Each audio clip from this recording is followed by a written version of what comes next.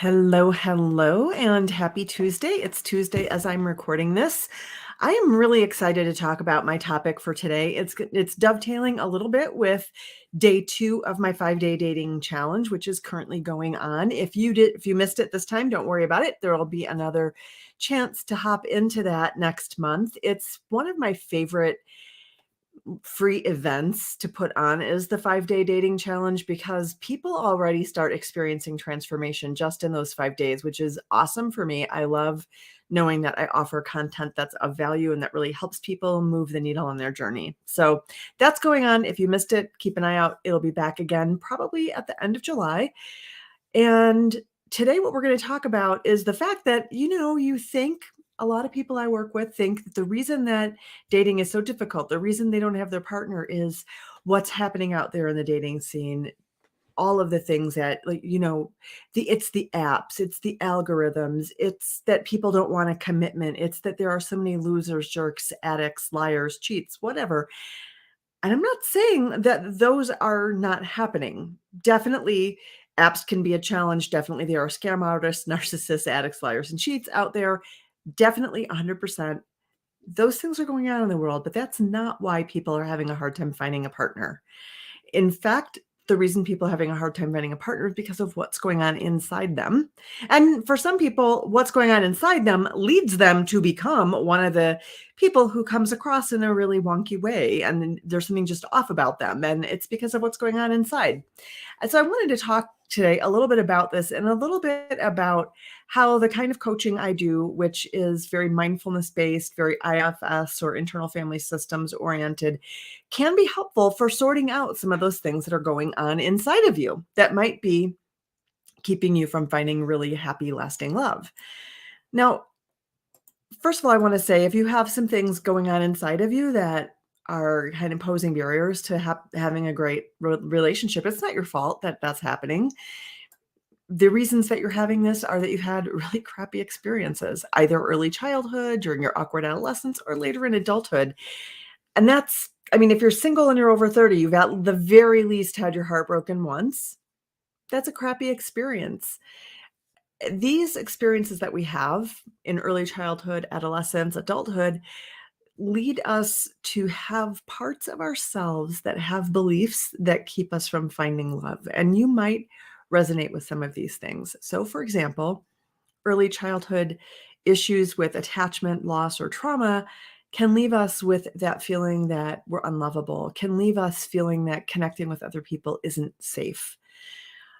Having an awkward adolescence or, not being popular, being made fun of, having relationship failures early on in adolescence can lead us to feel that we're unattractive or undesirable.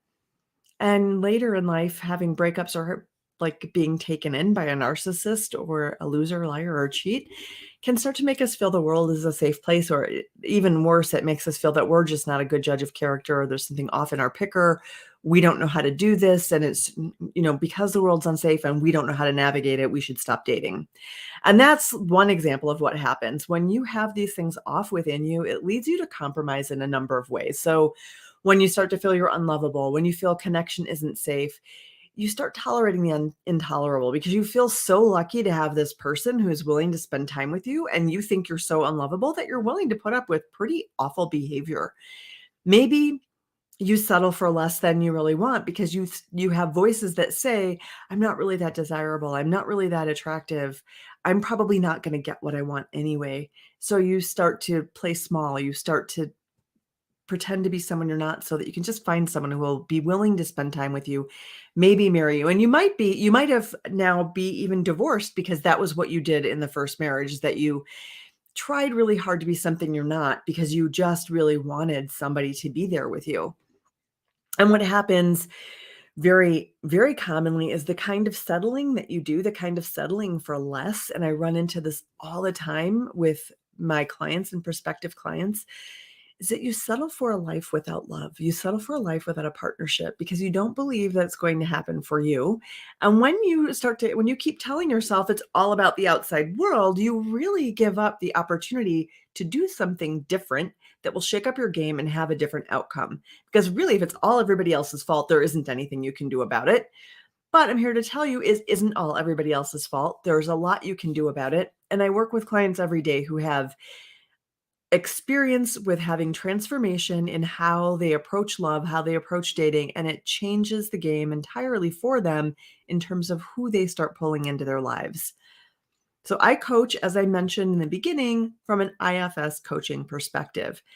IFS is internal family systems, and this is a model of the mind. I have a credential as an IFS informed coach, and I'm currently in IFS level 1 training so that I will be an IFS level 1 practitioner by the time this is over. And in this model of the mind, everybody has a core self energy, and this self energy is the place inside each one of us where we're calm, clear, confident, courageous, connected, creative, curious, all of that. Those are known as the 8 C's of self. And this is also the place where we feel like we have the most choice and freedom as well.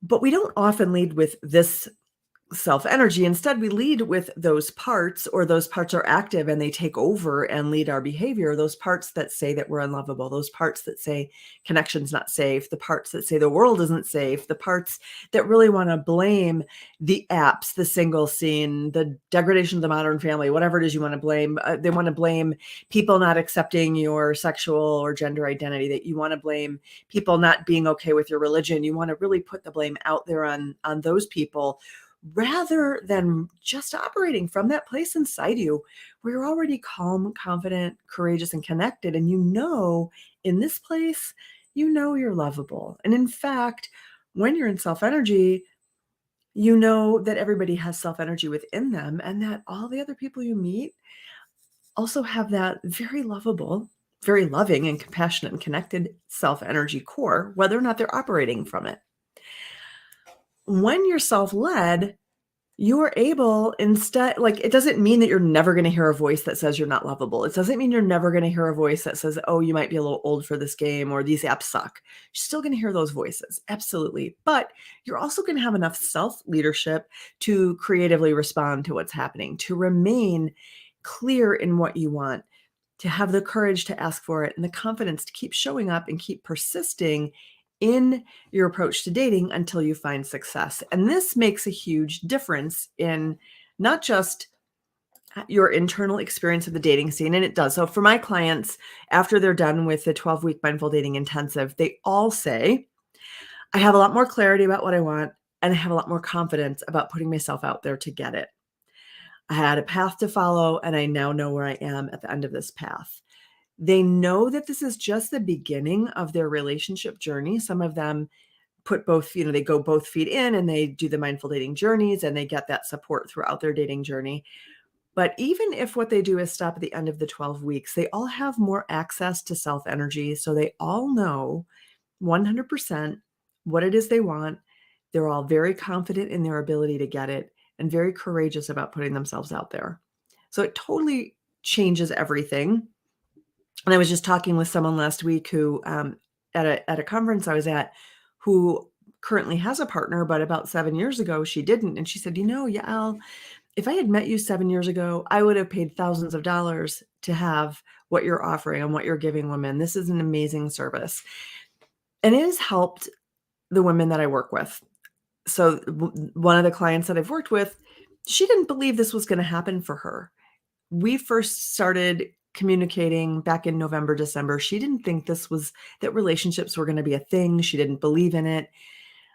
Over time, she started to think it was maybe possible. And now at the end of the 12-week mindful dating intensive, she struggles. She still has parts that think it's impossible. And she has more access to self-energy, which is where she knows she's lovable and where she's confident. Of course she's lovable, and of course someone will love her. This has made a huge difference in how she experiences dating, and it happens to every single one of my clients, and it sounds like magic, but it isn't magic. It just is really real. She said that she has better potential matches coming in now than she has ever had. Better potential matches. So she's not attracting the narcissists, addicts, liars, cheats, abusive, derisive guys that she used to somehow to just find herself in the path of on Match in different apps and whatnot. Now she's finding guys that are actually really decent actually genuinely potential matches for her. She knows it's going to take her some time, but she also knows she's on her way, which is amazing. Really, in 12 weeks of the Mindful Dating Intensive, or even since we first started talking 6 months, even in that amount of time to go from really convinced that it's never going to happen for you to confident that it will and you're going to work this program until it does is a huge transformation. And it all has to do with developing enough access to self that self can be in the lead, even when those parts that we talked about earlier are also there. The parts don't go away. We don't get rid of the parts. We always have them. But with self in the lead, they don't run the show. And that makes a total difference in how you come across on dates. It changes how you show up, even from the profile, even from a message, definitely on a first date, and it changes everything. And these are changes that my clients notice are happening by weeks 3 and 4 of the program. They notice, hey, I have more access to self energy. I know where self is. Maybe around weeks 4, 5, and 6, a little bit of a rough patch as we also notice all the parts that are there. And then back to, oh, but I have self. I'm pretty anchored in self energy right now. That's a fantastic place to be. And when you go out and date from that perspective, you don't settle, you don't compromise, and you persist in your dating journey until you achieve success. And that's a huge difference between people who succeed in relationships and people who don't. It's actually the difference, according to Carol Dweck, who's done research on mindset. Persistence is a huge difference between anyone who succeeds at anything and people who fail. Giving up too soon is a huge difference. And part of this mindset shift that happens inside my mindful dating program is the mindset of growth orientation. For example, maybe your goal is to be led by self and you got hijacked by a part. When you have a growth orientation, you're like, oh, well, that happened. And now I'm going to learn how not to do that. I'm going to learn how to do something different. So you have this perspective that you can grow, you can learn, and you can change. Because you have that and because you become very confident about that, you can persist in learning these new skills until they become second nature. And you can persist in your dating journey. And I love to tell my clients, and I hate to tell all the strangers out there, but I'm going to go ahead and just shout this one out. I think that I had over 150 dating related contacts when I was dating, when I was looking for Matt. It took me about 6 months to find him. And I had over 150 dating related contacts, maybe up to 200, many, many, many contacts. And in order to persist to that degree without settling for less, without compromising on what it is I wanted, I had to develop access to self and allow self to lead. And that's how coaching inside my Mindful Dating Intensive can change things. And when that change happens for you, when you can shift what's happening within you, inside of you, so that those parts aren't running the show and you have self on board, it will shift your dating experience just like it did for the client I was talking to you about earlier. So whether it is coaching with me or coaching with somebody else, please open your mind to getting some support to get more self-led, because your parts can be really sneaky and make you think that they're self when they're really not. And if you're not getting what you want and you're not feeling confident, courageous, creative, and clear about everything, it might not be self energy. So that is a lot to kind of chew on. I'm going to let you think about that for a little while. And I'm going to hop off this video. I would love to know how this resonates or how this lands for you. I mean, can you relate? If you can relate to hearing some of those, I'm not lovable, I'm not attractive, I'm too old, I'm too young, I'm too tall, I'm too short, I'm too queer, I'm not queer enough, whatever your I'm too or I'm not enough is, can you relate to that? And would you like to be able to do things differently? So I will leave you with that. Have a wonderful Tuesday. Love to hear from you later. Bye.